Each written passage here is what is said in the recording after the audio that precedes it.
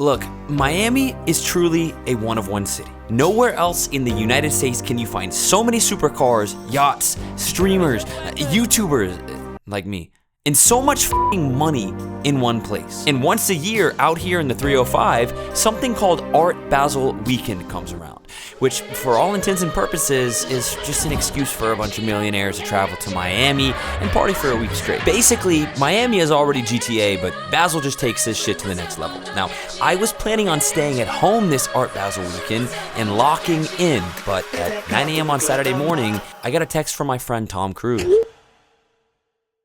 And guys, when your friend with a 100-foot yacht asks you to pull up during Art Basel, you just pull up.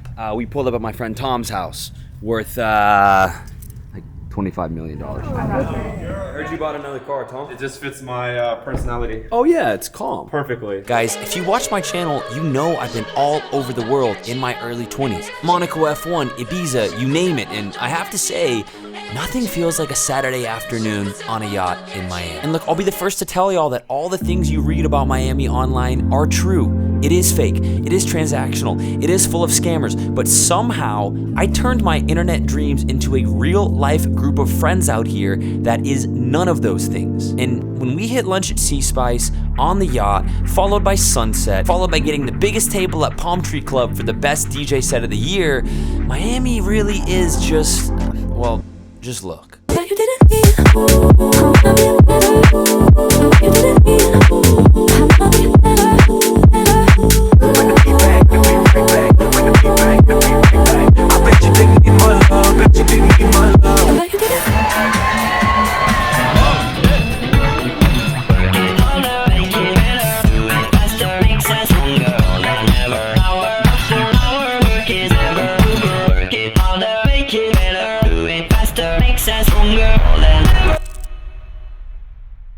Life could be a dream. Good morning, YouTube. Today we have a very special day. This is a nice side quest today. I'm here with my good friend Dylan. We're going to visit a very viral restaurant I just recently discovered. It's actually here in the state of Florida called, well, I don't know if I can say it on camera. I found out this establishment is actually located in Tampa, Florida. Now, we live in Miami, and that would ordinarily be a 3-4 hour drive. But the good news is, me and Dylan's friend Rick actually just so happens to own a plane and have a pilot's license. So we are flying to Tampa for lunch today to visit, how do you say it? So I can see if this place is real, and also very importantly, so I can ask them how it's pronounced. What's up? It's Ponzi Trader, other known as Trader Main. His real account. He likes to LARP as me sometimes. He's flying us to lunch in Tampa today. He swears he's flown like 1,000 times. I have no idea. I've like never. I think this might be my third time. Are you being serious? Yeah. Don't worry. Get in. Yes. This is the safest plane on the market. For sure. Buddy, I don't know. Bro, how much did this plane cost? A little under $800. $800,000. Oh, okay. Wait, is that us? Yeah, that's us, bro. Oh shit. Oh my god. Pull a blade to my body, make a scar look like a crease. Got my eyes bleeding now, watch it drip right off my teeth. So I really ought to explain to you guys how this transpired. The other day, I posted on my Instagram story a screenshot of the fabled cafe. What's it called? And Rick actually swiped up on my story and was like, "Hey dude, we can take my plane there." I was like, haha. He's like, "No, seriously. You want a plane?" And lo and behold, it's not easy.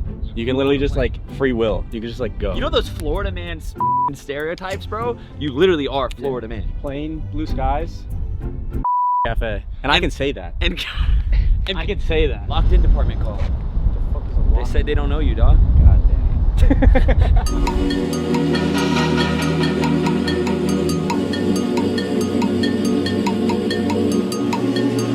Guys, I've been on a lot of random side quests in my life, but taking my friend's plane to another city to go eat lunch and ask the restaurant owner how to pronounce their establishment is definitely up there. Also, if you've never been on a plane this tiny, they have a lot of turbulence.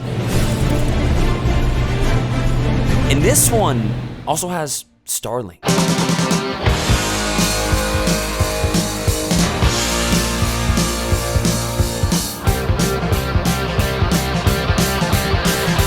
What do you think about that? What? That was something. A little bumpy there towards the end. Bro, I was chilling. After flying all the way to Tampa, I was very excited to visit the fabled cafe. So we called an Uber there, pulled up to an extremely sketchy looking building. I got out of the car, got ready to walk in and finally visit this restaurant I had been memeing about for weeks. And, well, No way do we fly to Tampa and it's closed. Bro, it says 7 days a week. Doug, there's no way. Bro, it literally says closed on the Google Maps. Not a single one of us checked.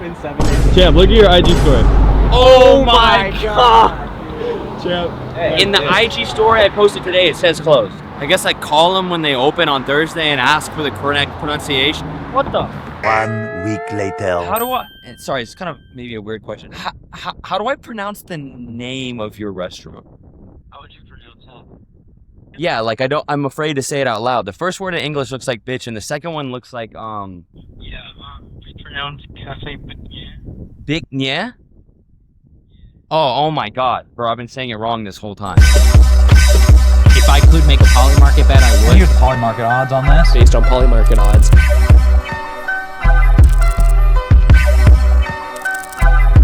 Say that again, 0.1% of the wallets on Pump Fund I've ever made more than 10 grand. Okay. So basically that means everybody loses. Okay. Almost everybody. Okay. Except for, you got the farmers and all the bullshit. Okay. Whereas the top wallet on Polymarket right now is at $40 million, right? So to me, that just tells you that one is like a skill. Like Pump Fund is like gambling. Polymarket is more like poker. Like, yes, it's gambling, but you can be good at it. You know what I mean? Yeah, well, ultimately, instead of betting against the house, you're betting against each other and the house is taking a rake. It's like playing poker as opposed to playing f***ing slots. Exactly.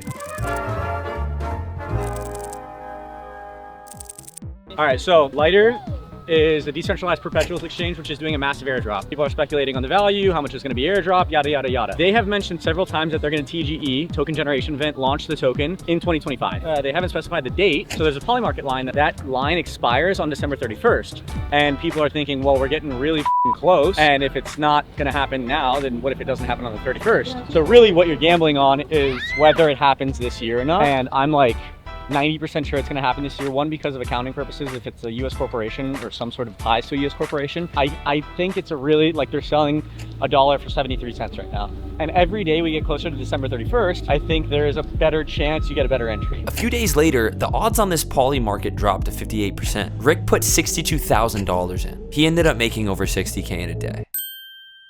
But back in Tampa though, Rick had another idea. What if he had his friend in Miami fly an hour to meet us just so he could turn around and race us back home at sunset? And this sounded like a good idea at the time, but, well, it turned out to be an absolutely amazing idea. You know the love was X-rated, that's how we made it. Drinking hell, balance the patience, watch how you take it. Can't keep no bitches, it's too dangerous. A big that's rated, took everything up for the taking. I couldn't save it. See red and blues, I hit the pavement. Got low, got vacant. She needed angles, I I need. could not recommend you guys any more that you find a cool rich friend that owns a plane.